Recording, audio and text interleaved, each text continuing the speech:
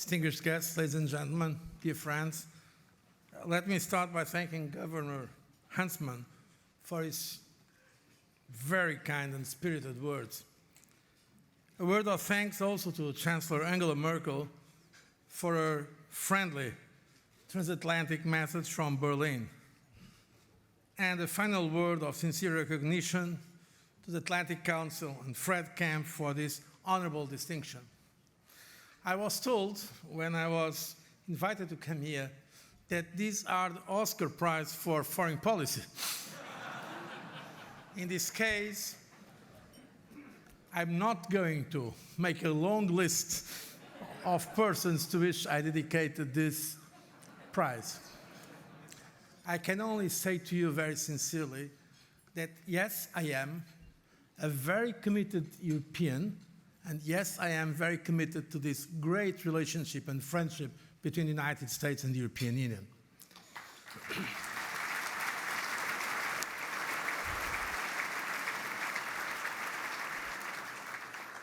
Not only politically, when I was Foreign Minister and Prime Minister of Portugal, but also as President of the Commission during these last 10 years, I've done my best to make this a strong relationship.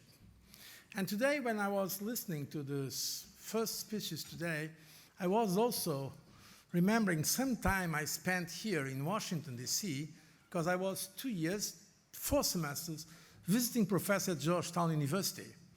And let me tell you that the students, that time, were even much more disciplined than this audience when you were listening to the different speeches.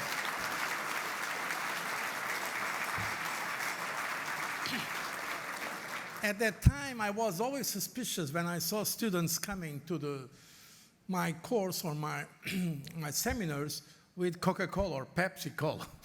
In Europe, usually that does not happen. But I assume that tonight it's a moment of conviviality and that we can also drink to this great relationship between Europe and the United States. Now, dear friends, distinguished guests, ladies and gentlemen, it is indeed a great honor to receive this award from such a prestigious institution and in such distinguished company. I see many friends around here. I cannot mention all of them, but thank to all of them who came and also to share this moment with me and the other recipients of this prize. I want to congratulate the Atlantic Council for the great work you do, and also warmly applaud my fellow honorees, Secretary Hagel, Tom Anders, General Dunford, and Ruslana, for their leadership, example, and inspiration in their different fields of activity. Let me make a special word to Ruslana, artist and activist, whose consistent advocacy for democratic change in Ukraine is quite remarkable. I assure you that the European Union is strongly committed to supporting the people of Ukraine as they are striving to turn their legitimate aspiration for peace, democracy and freedom into reality.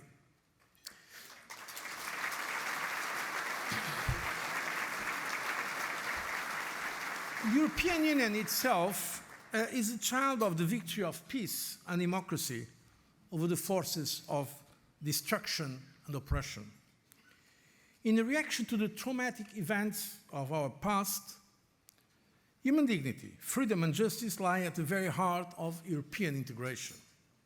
And from the very beginning, this has been a vision going well beyond our borders. Indeed, the very first words of the European Union birth certificate, the famous Schuman Declaration, are not about Europe, but about world peace. The European community, the European Union, as you know, started after the Second World War. And so the idea, the basic concept, was to put together former enemies and through economic integration, promote, in fact, political union, promote this space that today we have in Europe of freedom and democracy. And the Nobel Peace Prize awarded to the European Union in 2012 was certainly an acknowledgement of our great achievements in the past, building a peaceful, democratic, free Europe. But this is not about an idea of the past, it's about what remains more than ever a project for the future. The powerful images of Ukrainian protesters waving the European flag tells us more about this than a long speech could do. They showed us where they feel that they belong emotionally, culturally, politically. They belong to Europe.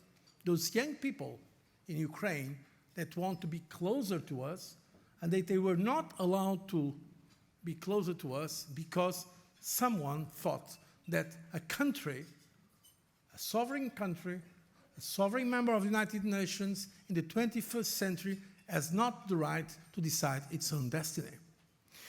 This is why I want to say that tonight my thoughts are also with millions of people who in Ukraine and indeed all over the world are fighting for peace, for democracy, for freedom and human dignity. We will stand by them.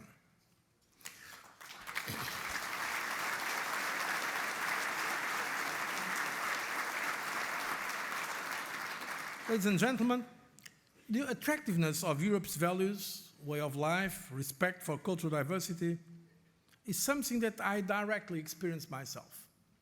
I was 18 years of age, it was 40 years ago, when my country, a very old European country, Portugal for centuries of history, was living 48 years of dictatorship.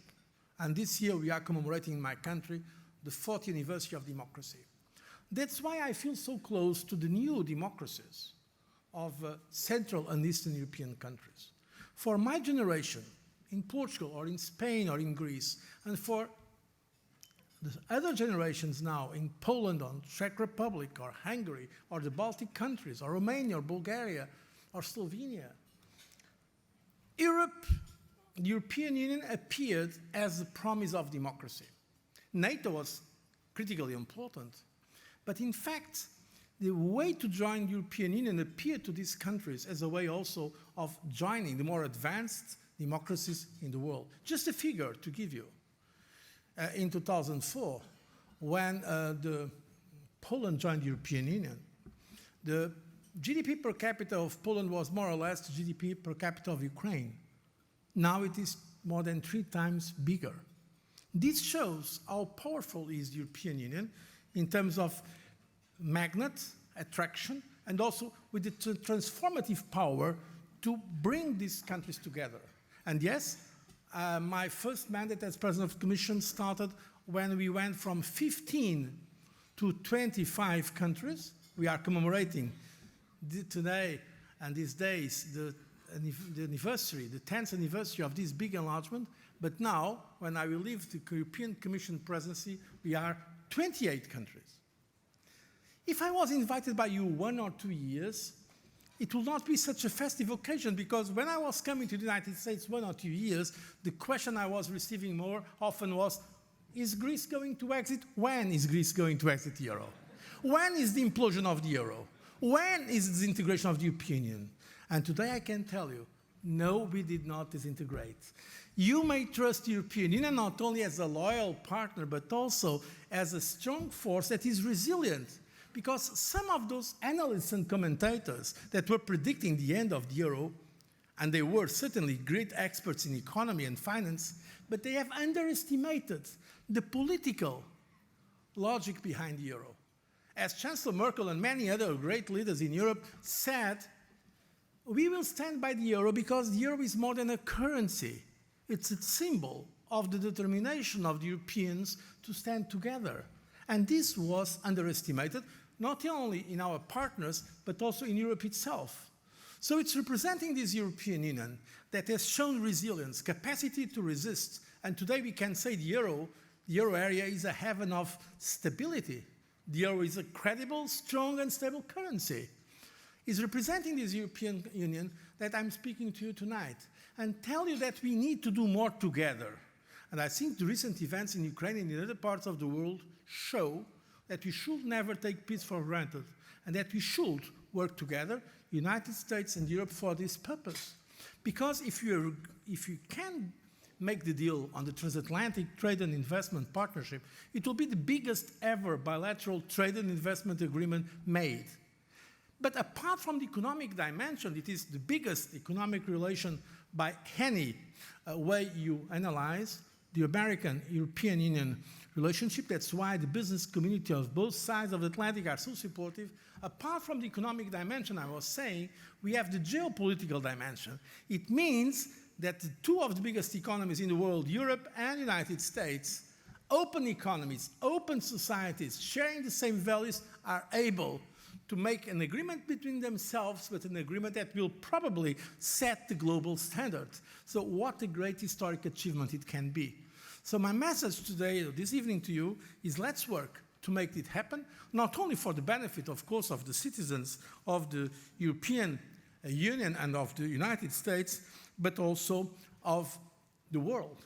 Because I believe that open societies and open economies have a lot to give to the world. I don't believe those déclinologues, as we say sometimes in Europe, those who are preaching the decline of the values of the West or developed economies are right. I believe they are wrong. I believe the value of freedom, be it in economy or be it in politics, is stronger than any other value. That's why we have to come to that agreement, and I'm sure that you in the Atlantic Council are going to give a very important contribution for that.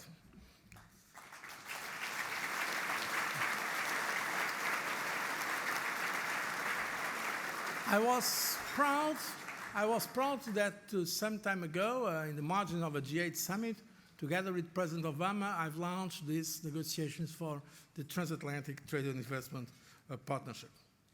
It is a platform to project our shared values worldwide with regard to open markets, democracy, and rule of law. We can say to some extent that this transatlantic trade and investment partnership can become the economic pillar of our political alliance. Ladies and gentlemen, our long history and very rich history teaches us that capacity for change and renewal is as much in our European DNA as it is in the American one. And today, the United States-Europe partnership can again adapt and thrive amidst new challenge, play a leadership role in shaping this globalized world into a fairer, safer, rules-based, human rights-abiding place. And in pursuing this objective, we should all remember the words of Abraham Lincoln, a man who also stood to the challenge of keeping the union of its country, of this country. And he said, let's have faith that right makes might. And in that faith, let us to the end dare to do our duty as we understand it. I'm sure the Atlantic Council and the citizens of the European Union and the United States are ready to do their duty as they understand it. Thank you very much for your distinction.